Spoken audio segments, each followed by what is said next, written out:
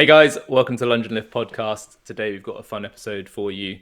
Something we get asked about a lot is what does our training look like? So in this episode, we're going to go through exactly what our training looks like, what movements we put into our training, why we've picked them, how we select our sets and reps, and what are the nuanced tweaks that we incorporate into our training programs and approaches that hopefully you can learn from and hopefully tweak and improve your own training in light of. But before we get into it, as always, a quick thank you to our show sponsors, thetrainingstimulus.com. Please check out the website to learn more about movement mechanics. Wit-fitness.com. Check it out for all things CrossFit and other fitness-related equipment and apparel. And use discount code LL15 to get 15% off your purchase. And Hydro, please use discount code LL20 to get 20% off your blood flow restriction apparel. All right, let's get into it. Yeah, mate. Rob, Yes. you're a couple of weeks post-comp and you did really well in your powerlifting competition. Thank you. Next one is in November. Yeah. Yeah. November. So what's your training going to look like between now and then? So I've got 6 months. So it's essentially two 12-week cycles. So that's the way I've broken it down in my head. Because I know for, say, 12 weeks, I'm going to have a focus on something. I'm then going to have a little 6 week, so like half of that focus, and then I'm going to have a 6 weeks intensity block into the competition. So I'm kind of that's when I'm going to be pushing myself quite a fair bit. So over these next 12 weeks, I plan to start to build up to something pretty uncomfortable on all my main power lifts, on the squat, bench and deadlift. But I'm also allowing there to be some flexibility in my training and just kind of keeping some fun in there. But I think what I've really taken from my competition was where I've had certain weaknesses or where things didn't go quite as planned.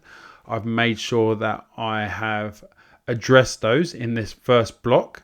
So for the first couple of weeks, I'm going to be so for the first 2 4-week blocks, I'm kind of addressing some of these weaknesses directly, going straight in. So that when I then start to intensify in the next in the last 4 weeks of this 12-week block, that I can then say, okay, cool, have they started to help me? So I can assess if the weak point training has actually helped, or if it's just me being wasting my time, which I think people like to do a lot of weak point training, but I think, right, if I do this exercise, it's going to make me better, but they don't then actually have the correlation of, has it got me better? Because there's not a test of, is it better now? So for me, one of the big tests that I need to have in my deadlift is to basically man the fuck up and to be able to pull through discomfort, not necessarily pain or anything like that, but to allow my body to basically get into a bit of a compromised position and to fight for it. And that's where something where I had a back injury a little while back end of last year, it's something where it's clearly resonates with me still, and it's still there. And I'm just a bit so I'm a little bit worried to come out of position. And even if it doesn't look like I'm out of position, I feel like I'm so far beyond that. And that's obviously where I'm taking a lot of video footage to make sure that I can assess my training, so that when I do push, I'm pushing not based on what it feels like, but based on what it looks like. And that's really, if I was being a PT and I'm looking at a client doing something and they say, oh, that was heavy, I'm like, no, you've got more. Because I'm seeing bar speed, position, and all these sort of things. So they're the cues that I'm trying to take for. So what about yourself? Lovely. So my training is very dialed back, I'd say. And it's quite sports specific at the moment, doing a lot of work for squash and golf, basically practicing the movement patterns for both those sports so I can hit the ball harder and cover the court better in squash. So very handily, that involves a lot of multi-directional lunges for squash and rotation movements, focusing on the golf swing and the backhand in particular, which is something I want to develop a little bit more power in for squash. And then on top of that, I'm continuing with some calisthenic stuff. So big focus on pull-ups, as always, bit of single arm pulling, and the ring push-up is my primary press pattern at the moment. I love that exercise. I think it's the new bench press. Oh, really? Try and make it the new bench press. I love it. Yeah. So basically, it's a ring push-up with a twist where you turn as you descend. So one shoulder drops lower than the other, and you get a massive stretch across the chest. on one side. So you get a bit of unilateral work, and you also work all your push muscles, but with an extra emphasis on the chest. So it's just a nice bang for buck movement that, yeah, I'm looking to progress over time. That's lovely. So it's a bit like an archer, but without the arm going away. So then instead of the arm going away, Yeah, you're getting the rotation to dominate that one side. I love exactly. it. I So love it. turn to face one hand, Yeah. basically. Are you bringing back the one arm pull up this year? I might do. I've got a little bit heavy in the last few months, which isn't making it easier. But I like the feeling of training for it in terms of just the shoulders feel really good. There's obviously a lot of single arm hanging, and one of my thought processes is that since we evolved from monkeys, single arm hanging is in our DNA, so we should do that. And the single arm pulling helps the double arm pulling. So I just think it's quite time efficient because it's so much harder. You don't need to do as much of it to maintain a strong stimulus. So it's always there or thereabouts. I think if I lost a little bit of weight and put in a bit more training, then I think I could bring it back. But the consideration there is basically overall training recovery. I find that when I really go for it on the single arm pulling days, my grip is fried and like I feel drained, which isn't so great for the squash. Like having a tired grip and tired shoulder when you're trying to play a game of squash isn't the best prep. So trying to time that is the consideration there. So based on like the training continuum of like health, performance and aesthetics, you're definitely focusing a lot more towards the performance side of stuff with the focus on being, say, squash and golf. And then the training is purely focused really around those as well, rather than aesthetics and health. Is that right? Yeah, I think that's fair. Like primarily I like to feel like I'm fit and strong. And as we move towards summer, I might add in a few more higher volume sets to keep the aesthetics in check and maybe eat a bit less and do a bit more running. But from the health perspective, I think it's an important point that I still do a lot of movement mechanics. So all my sessions start with some movement mechanics work to keep my feet, ankles, knees, hips healthy for all the impact of squash, and incorporating some knees over toes guy influence movements as well to go with my multi-directional lunges, because I think he's got some great stuff there which benefits squash in particular. Like the deep lunges really benefit from the deep knee bends, and so there is an element of health in there as well. I'm not purely vain and performance obsessed, but I love it. there is plenty of that as well. How about you, mate? How would you describe your blend between health, performance and aesthetics? I think at the moment, performance would probably be the key thing, but I've always got an aesthetics goal. I love my bodybuilding. I love my trying to get in shape type mentality, and the health. Do you know what? I've recently done a blood test with Omnos, and hopefully we're getting them on the podcast soon. And I had some really interesting insights on there. Unfortunately, I took it straight after my powerlifting competition. So I think it was the Wednesday, and I competed on the Saturday. So there was a massive amount of stress still running through my body. So really interesting results, which would be really cool to run through. But there was some like health markers there, which I was like, okay, I might need to address these. So aesthetics and health, I feel at the moment my training is probably a split quite evenly across them all. And because my performance, I'm really only having one main lift in each session. So at the moment I'm trying to aim for 3 times a week training, maybe 4, but 3 times a week. So one day squat, one day bench, one day deadlift. And then after that, it's actually just, I have my weakness of whatever the movement is. So with the deadlift, I'm doing some low back deadlifts. So if you imagine me doing the worst looking deadlift possible with a really rounded lower back, or rounded back in general, that's kind of my weak point training for the deadlift. With the squat, I'm actually doing some front squats, mainly just because I want to strengthen my upper back. And I always feel really good doing front squats. Like my shoulders feel healthy, my back feels good, and my midline just feels like it gets stronger, and my quads get really good contract. So overall, I just feel it's not necessarily improving my low bar back squat directly, but for how I feel squatting, I feel really good. And there's a low bar back squat will improve with a stronger upper back, a stronger midline, and stronger quads in general. So it's like a bang for buck. And with my bench press, I'm actually doing more like of a bodybuilding weak point exercise. So it's kind of like I'm doing like dumbbell bench press with a rotation. So like kind of, Nice, mate. so I'm taking my shoulders and stuff through rotation. So it's really, it reminds me of being like a real old school bro, of just like doing a chest press and at the top kind of rotating inwards and kind of taking that Yeah. shoulder through some rotation and doing it unilaterally as well. And that was mainly because I did have a shoulder issue this prep, and I've tried to address some of those issues. So I haven't directly had an assessment on this shoulder yet, but I said, right, okay, what's something that I know needs work? And I know my right shoulder needs a little bit of extra stability, and it also needs a little bit of extra mobility as well, because it's a little bit stuck. So I was like, let me try this exercise. This will be a nice way to kind of get some more direct training, and then everything after that is just purely aesthetics. Sweet. So just get a I pump. think that's so. Like something I like to talk about is basically must-haves versus nice-to-haves versus just complete filler. Junk volume. And yeah, so your must-haves would obviously be your competition lifts. You have to hit those every week.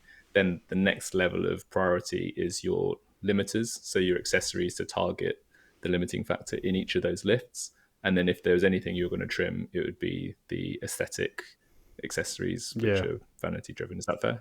Yeah, pretty much. And like I'm trying to how my training is going. So, and also when I go into like the aesthetics part, is I still try and have some function behind a lot of it, and I'm trying to I've taken a lot of inspiration from like what we've spoken about, from like the knees over toe guy stuff, where like deep end range, like a lot of the calisthenics gymnastic stuff I used to do, like for instance, parallel push-ups, going to full shoulder internal rotation, and like protraction and retraction. So going through full range of motion there, because it's body weight, it's under control. So I'm taking my joints through full range of motion.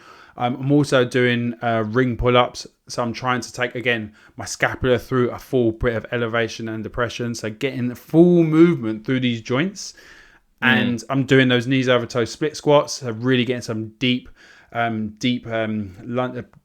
flexion, so really getting into my knees and stuff. So I'm doing those. They're kind of like my thirds down the priority, and then it goes to kind of just whatever I'm feeling on the day. So I do have a little bit of structure even into the aesthetics, but that's like, I'm also trying to make sure my training is fun, because it's like, especially I've got so much stuff that I'm doing like around the house and bits like that it's, if I'm only training 3 times a week, I want to make sure I'm also enjoying it and it's not a chore to do, because it's hard. And I don't know how you feel, because you kind of go to a gym, but because my gym is basically the end of my garden, I feel I can do it at any time, but that then means I sometimes don't do it because I can do it any time.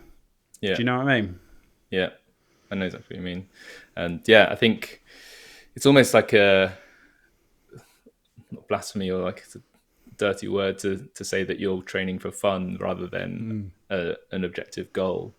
At the end of the day, if you're training regularly, you're beating most people, you're getting stronger, your results are coming in, enjoying yourself should be a high priority, because if you want to keep the habit of exercise for a lifetime, enjoying it is one of the surefire ways to keep that habit. If it's always a chore and it's a drag and you're doing it because you have to rather than because you want to, you're much less likely to stay consistent. And life's too short to just be grinding it out day after day unless it's your job.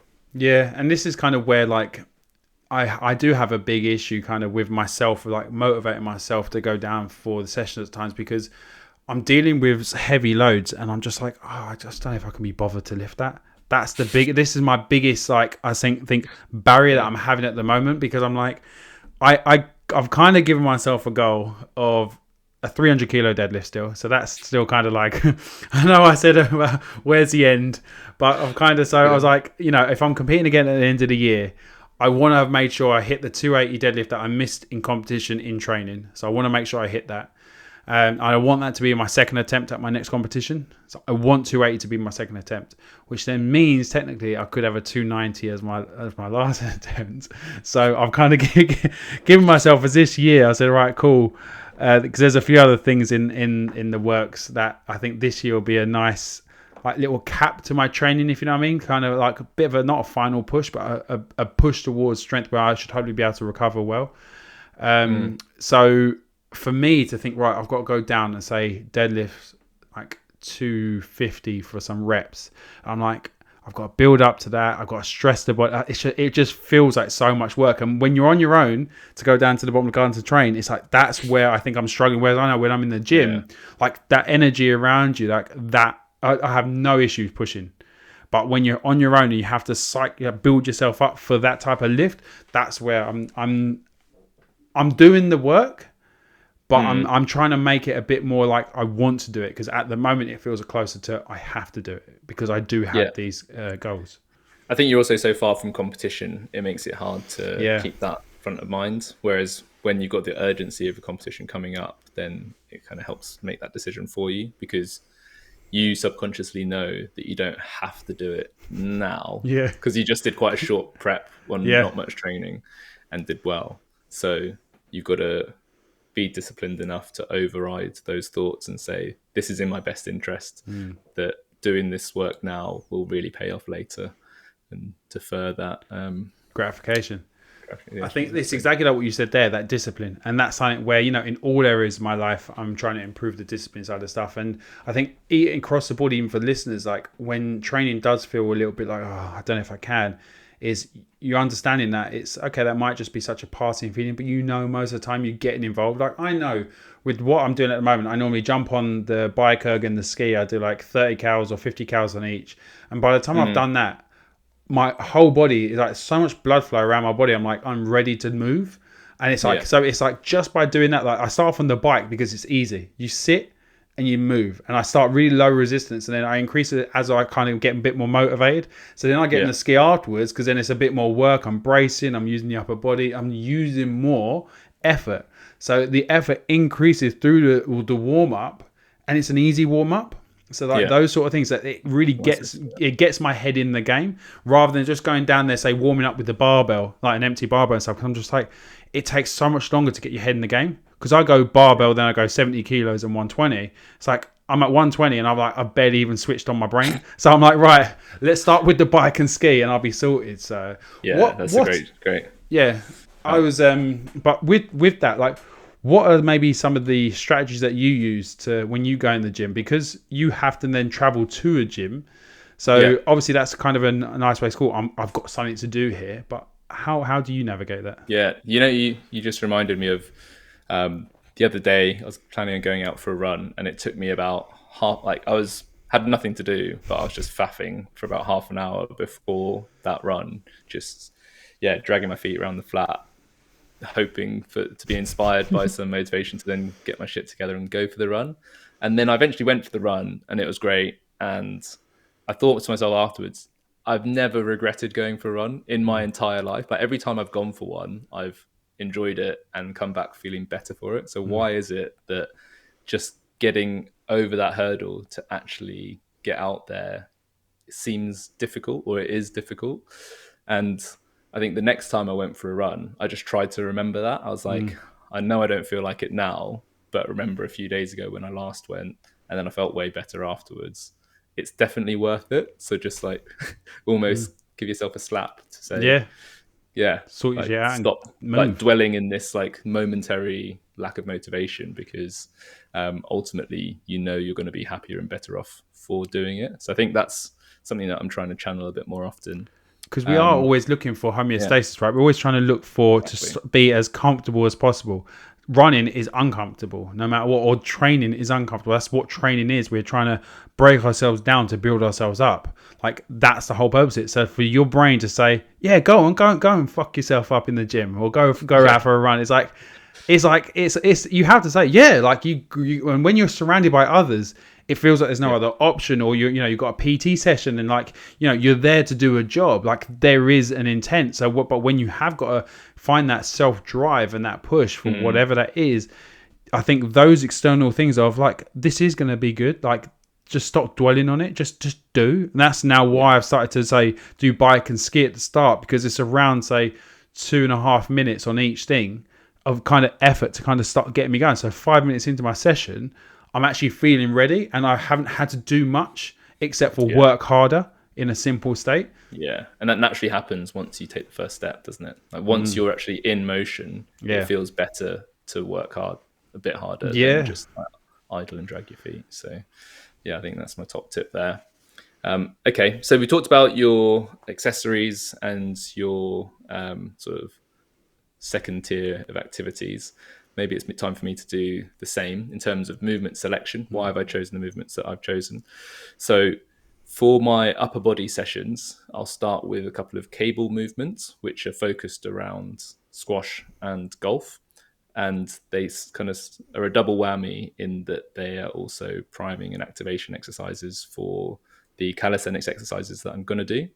So I'll basically do a forehand and a backhand with the cable behind me, combining the lower body with the upper body. So it looks like a bit of a rotating step with a forehand holding a cable. So what we're getting here is nice rotation through the whole body, synchronizing like the footwork with the strike of the ball.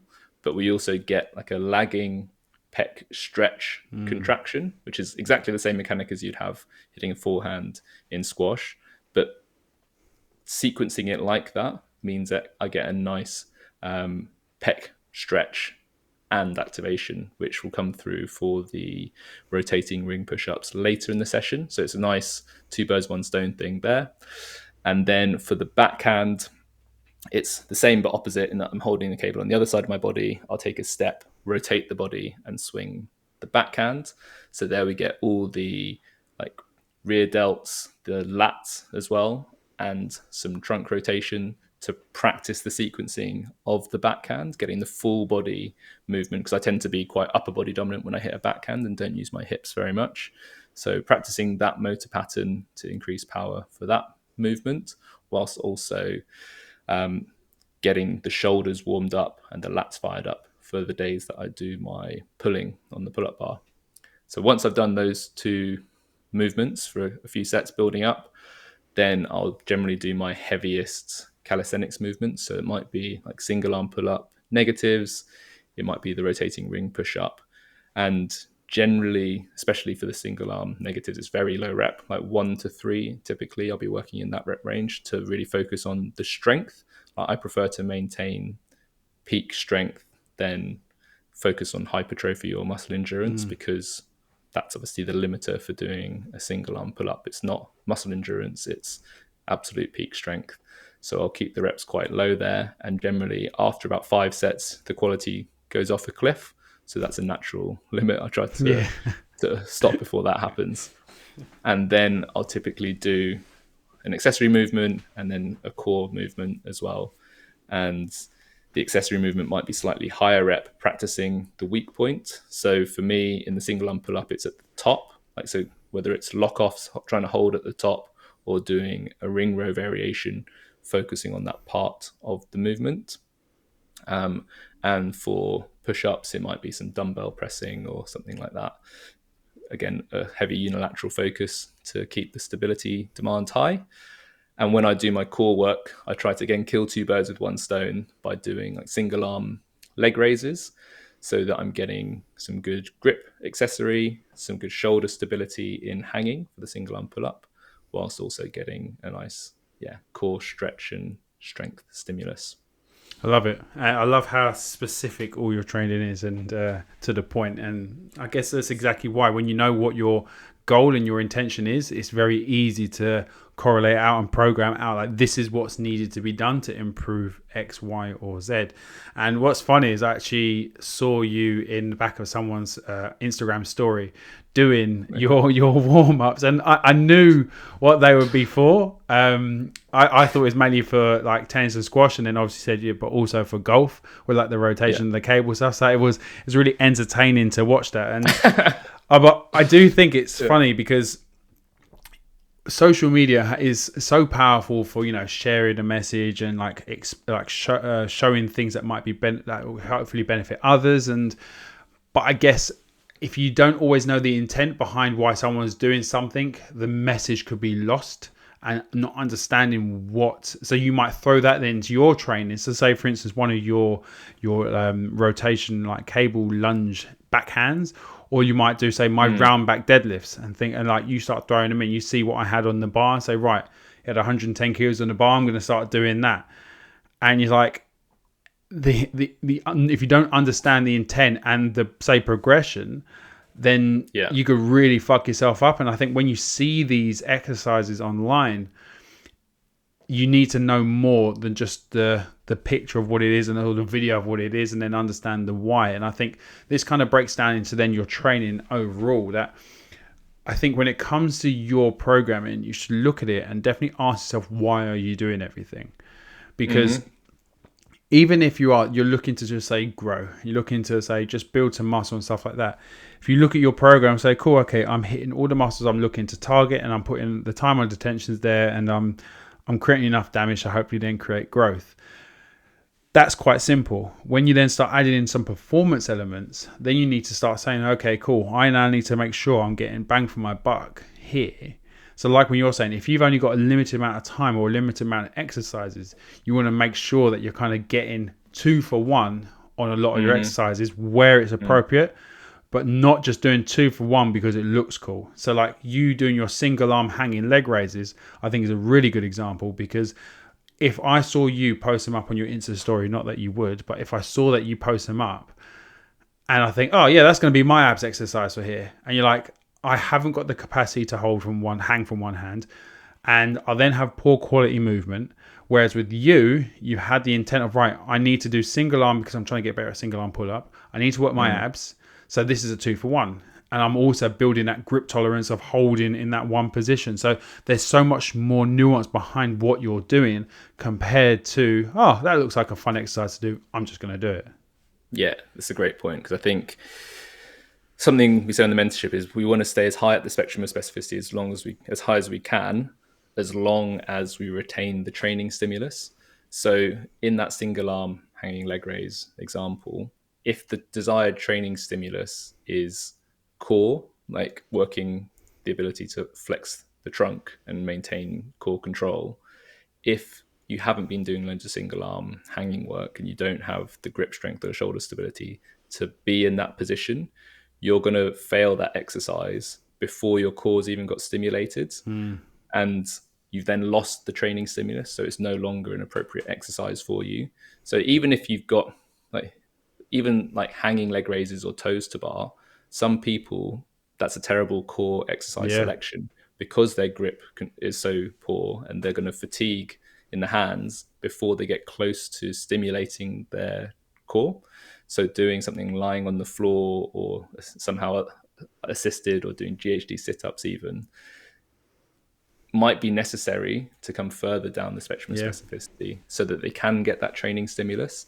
And I think you make a really good point there, in that one, you don't always know the intent of why somebody's programmed that exercise for themselves or their athlete when you see it on Instagram, but you also haven't seen the years of building up that's been happening in the background to enable them to do that. So you doing 110 kilo round back deadlift, somebody could see that online, having no idea of how your like decades of powerlifting experience, and they think that that's not a ridiculous thing to be doing. But for 99% of people, to try 110 kilos in a round back deadlift is suicidal. So especially when you see it, because I did, but so on that, it's like, so something I tried to do, because I don't post frequently, but when I do, especially in my stories and stuff, and I put up my training stuff, I do try and give insight into why I'm doing what I'm doing, just because it's most of the time it is just purely for the pump, because a lot of the time that's what I'm training for. I'm just training to grow and to build muscle. That's sweet. But when I am doing obscure things like, say, a round back deadlift, I'm trying to do two things when I'm posting something. I'm trying to do two things. One thing is to show people to not be afraid of doing things that are different. So, because that, if you see someone doing that in the gym, you're going to be like, right, that person does not know how to deadlift. What on earth are they doing? This is mental and stuff like that, because you haven't got the why behind it yet. But then the second reason why I like to post it is because then I do like to try and give some coaches insight into it, because if you understand that, cool, okay, I have a weakness of a mental battle, that when I get to a certain weight in my deadlift, that because I had a back injury, I get worried about my upper back rounding and really going into a state of flexion. What I'm now doing is I'm going completely the other end and going into some super flexion and then lifting a weight off the floor without using my legs at all. So what I'm doing is, like when you speak about that analogy of the kids and you let them going out to the shop, like that one, what I'm doing is essentially that, by saying to my body, like, look, I'm doing 8 reps of this round back deadlift. I'm getting a slight lower back pump towards the end of it. Rep 6, 7, 8, slight bit of a pump. The exercise right before that was my normal deadlifts. So because I'm learning, so like putting myself into this position for this round back deadlift, I'm doing my deadlifts first and then doing that. But in later phases, I'll probably have my round back deadlifts first and then go into my deadlift second, because then I feel confident with the round back deadlifts. I've understood that. So I've got a little bit of a pump across the back and stuff like that. So then when I'm doing my heavy deadlifts, my body is already in this. It's feeling mobile. It's feeling good. So that when I'm lifting, I'm not getting as afraid, because I'm then making it as specific as possible. So when we're talking about that spectrum of specificity, when I get to round back before, say, deadlifts, it's making sure that I've told my body I'm okay to go there. So then I'm making the specific part of deadlifting the goal. So that's but I don't want to do that yet, because I'm learning the movement or trying to find out what's the best kind of weight, that where my tolerance is. I need to do that secondary, because for me, it's a learning exercise. So it's not the priority. The deadlift is the priority at the moment. So when I swap that over, that's when the intent slightly changes. Yeah, I think there's so much great stuff baked into that like one of the goals I have for all the mentees on the Training Stimulus Mentorship is you should be able to answer why to every coaching decision that you make. So why have you chosen that exercise? Why have you chosen that exercise order? Like you said there, you're doing it second to start with, then you're going to move it to first. Why have you chosen that weight? Why have you chosen that number of reps per set? Why have you chosen that number of sets?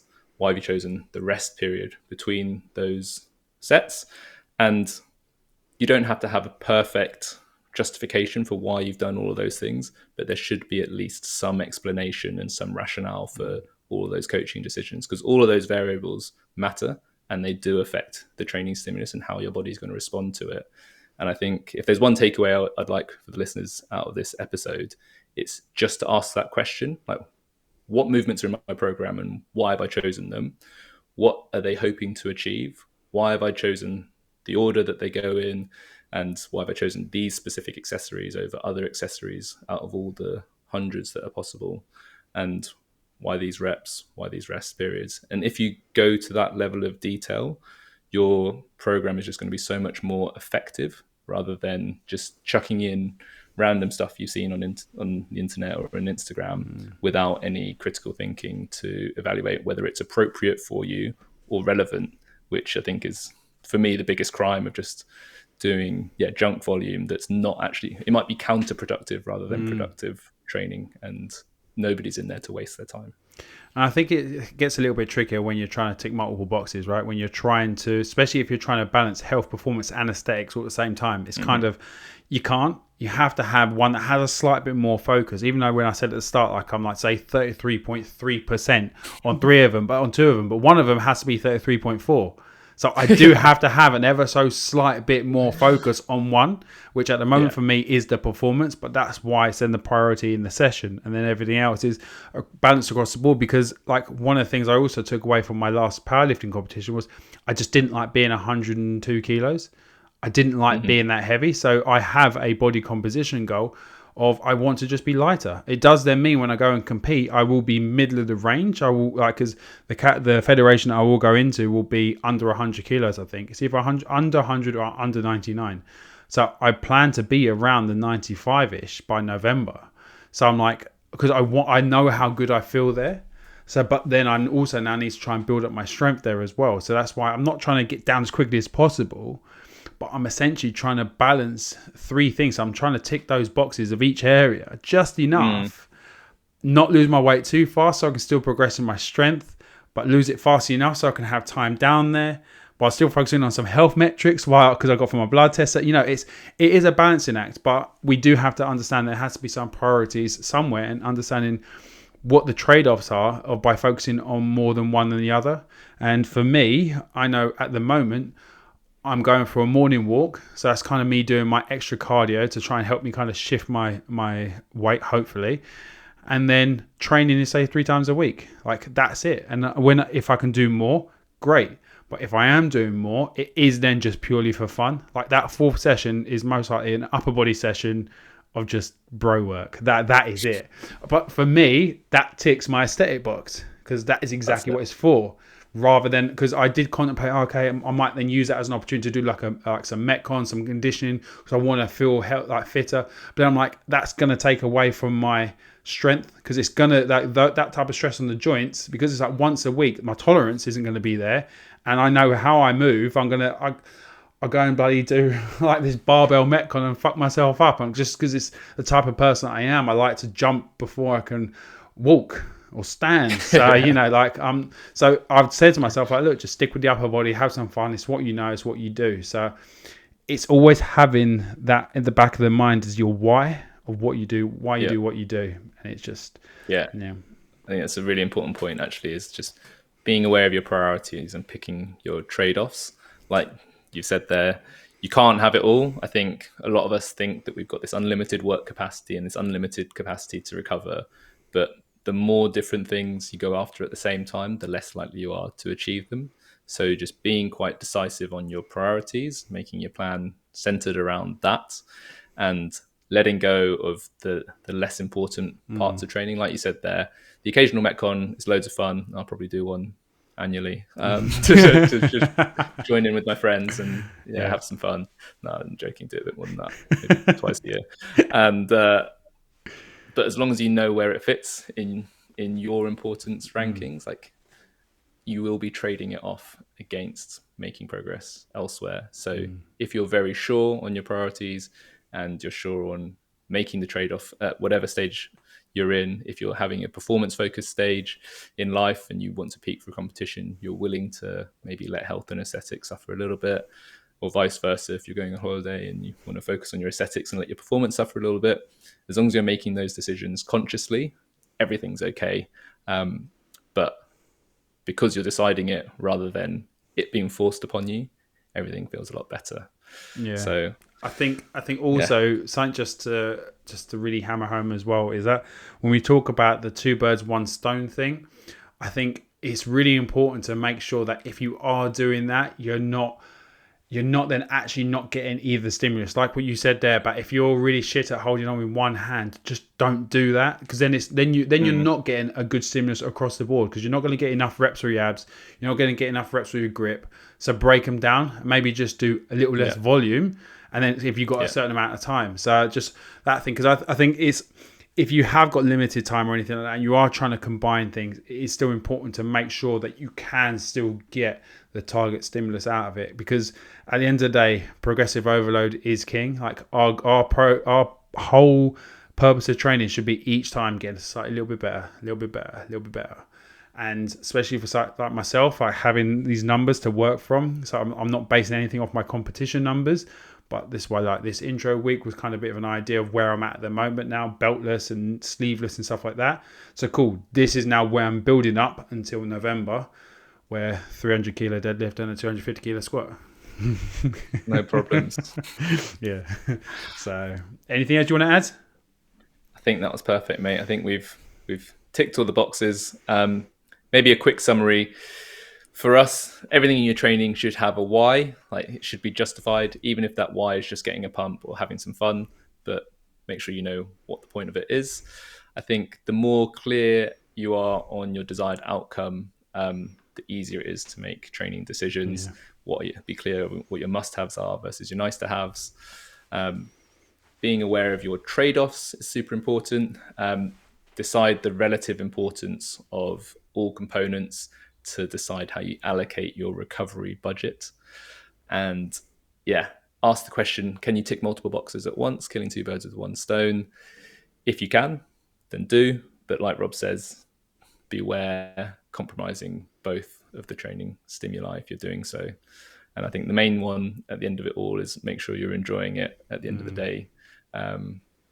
That's, I think more important than a lot of people think when it comes to training and exercise. It's what keeps you showing up. So we hope you got a lot out of today's episode and I hope you enjoyed it, most importantly. If you did, we would love to hear from you. Do tag us on social media if you're sharing the episode, or if you just want to drop us a message, or if you want to leave us a review, you can head over to Apple Podcasts, leave us a review there. Head over to YouTube and subscribe.